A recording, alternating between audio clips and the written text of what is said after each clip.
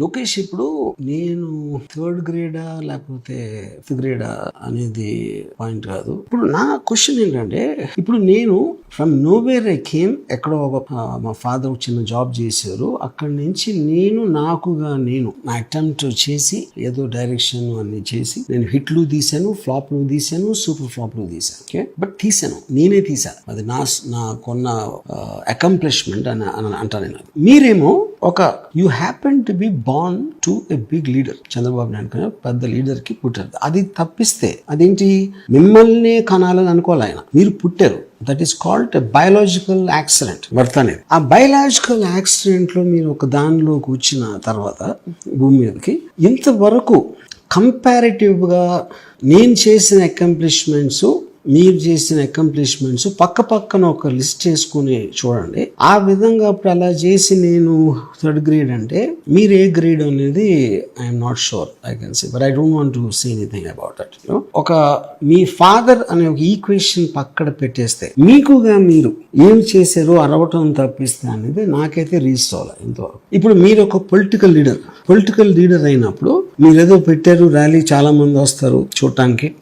అప్పుడు ఎలాంటి చోట వచ్చారు, ఏం పర్మిషన్ పెట్టారు, ఎందుకు ఇవ్వలేదు, ఆ డీటెయిల్స్ నాకు తెలియదు. సినిమా షూటింగ్ అనేది ఒక లెజిటిమేట్ థింగ్. అది 100 షూటింగ్ జరుగుతూ ఉంటాయి ప్రతిరోజు. ఆ పర్టికులర్ బట్టి, దాని అవసరం బట్టి ఆ పర్మిషన్ తీసుకుని చేస్తాం. అందరికీ ఇస్తారు, నా ఒక్కళ్ళకే ఇవ్వరు. షూటింగ్ పర్మిషన్ గవర్నమెంట్ ఇవ్వకూడదు అనేది అన్లెస్ ఆ పరిస్థితి ఉంటే తప్పిస్తే, నేను చేసిన చోట మీరు చేస్తున్నారా, అది నాకు అర్థం కాలేదు. షూటింగ్ పర్మిషన్ కి మీ మీటింగ్ పర్మిషన్ కి ఎలాంటి లింకు నాకైతే అర్థం కాలేదు. ఇంకపోతే నా ఇంకో పాయింట్ ఏంటంటే, మీరు ఇప్పుడు తెలియక మాట్లాడతారా, లేకపోతే జనాలకి తెలియదని మాట్లాడతారా, లేకపోతే మీరు జనాలు ఏమనుకున్నా పట్టించుకోరో ఒక టార్గెట్ ఆడియన్స్ కూర్చుని మాట్లాడతారా?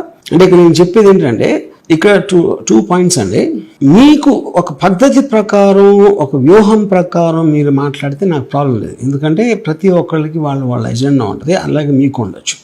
అంటే మీరు అబద్ధం చెప్పినా సరే, అబద్ధాలు చెప్పడానికి ఒక ట్రై చేసినా, మీకు దాంట్లో ఎజెండా మీకు సక్సెస్ అవుతుంది అనేది, దట్ ఈస్ వన్ పాయింట్. అలా కాకుండా మీరు నిజంగా నమ్ముతూ ఉంటాయి మీరు చెప్పింది, అప్పుడు definitely you have some issue. అంటే నా ఉద్దేశంలో మీకు ఒక tremendous inferiority complex, identity crisis ఉందని నా ఫీలింగ్. ఐడెంటిటీ క్రైసిస్ అంటే మీ ఫాదర్ అంటే మా ఫాదర్కి సరిపడా కొడుకు నేను అవునా కాదా అని మీరు ఒక ఫీల్ అయిపోయి, అదే ఆ పక్కన పవన్ కళ్యాణ్ అలా చేస్తే అంత ఎఫెక్టివ్గా ఉంది, నాది లేదు అనే ఒక అబద్ధతా భావం నుంచి వచ్చిన ఒక తెచ్చిపెట్టుకున్న సుపీరియారిటీ కాంప్లెక్స్ తోటి మీరు ఇలాంటి మాట్లాడుతున్నారు, ఇలా అరుస్తారు అని అనుకుంటున్నాను. That could be the alternative to that.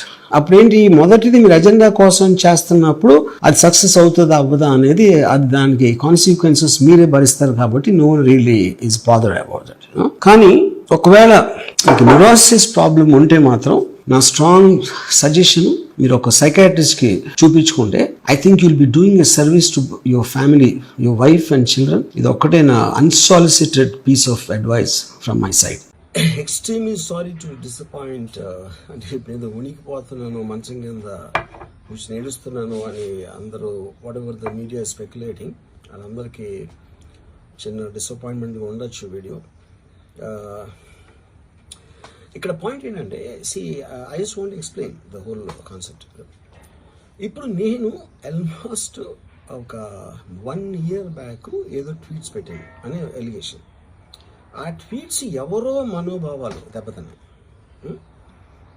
ఇక్కడ విచిత్రం ఏంటంటే, 1 year బ్యాక్ పెట్టిన ట్వీట్స్ 4 డిఫరెంట్ ప్లేసెస్లో, 4 డిఫరెంట్ జ్యూరిస్డిక్షన్స్లో 4కి ఒకే 3-4 రోజుల వ్యవధిలో వాళ్ళ మనోభావాలు దెబ్బతిన్నాయి. వాళ్ళు ఆ పరంగా కంప్లైంట్ ఇవ్వడం, కేసులు పెట్టడం జరిగింది. ఇక్కడ పాయింట్ 1, ఎవరి మీద అయితే నేను పెట్టానని వాళ్ళు చెప్తున్నారో వాళ్ళకి లేదు, ఎవరో థర్డ్ పార్టీ, అసలు సంబంధం లేనివాడు. ఆ కాంటెక్స్ట్లో అసలు ఈ కేసు ఎలాగా, ఈ సెక్షన్స్ ఎలా వర్తిస్తాయి అనేది అప్పుడు ఆబ్వియస్గా నాకు వచ్చే అనుమానం కానీ, నాకు కానీ నా మనుషులు కానీ, ఇది ఒక పర్సిక్యూషన్ చేయడానికి ఒక పద్ధతి ప్రకారం ఉన్న అలౌబుల్ లాస్ని వాడుతున్నారా, లేకపోతే ఇప్పుడు వరల్డ్ ఓవర్ ఒక ఫినామినా ఏం జరుగుతుందంటే, పొలిటికల్ పార్టీస్ వాళ్ళు they are weaponizing the systems of the police. అది అమెరికాలో జరుగుతుంది, యూరోప్లో జరుగుతుంది, ఇక్కడ కూడా జరుగుతుంది. అప్పుడు నేను ఏ ఒక్క వ్యక్తిని, ఒక పోలీస్ ఆఫీసర్ని కానీ, ఒక పొలిటికల్ పర్సన్ కానీ నేను బ్లేమ్ చేయట్లా.